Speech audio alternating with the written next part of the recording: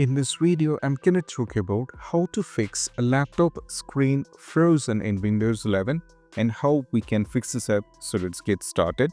So first of all, what you need to do is if you're having this issue, this is what you have to do. When the screen is completely frozen and it's completely kind of stuck, what you need to do is you have to use few key in the keyboard.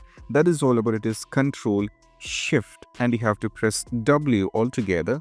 So what happens is when you press it together, Control, Shift, and W, and what happens is, as you can see, this is what it's going to do. Control, Shift, W, and V.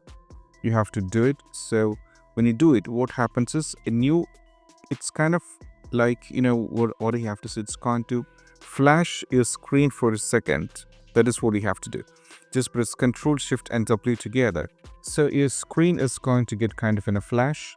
Then you have to check, and that might work in some cases. If not, still after doing this, if still it's not doing any kind of thing, then what you need to do is you have to press Control, Shift, Escape to key together.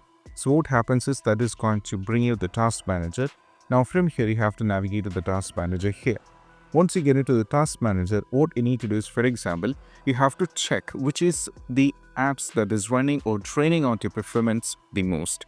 For example, if the OBS or Discord, whatever it is, if it's running and draining out the performance, you have to close it. So just right click and go for end the task, and that will be removed from a computer, or if it's running in the background, then you have to check. And another one is all about you have to go over here, click on the startup apps.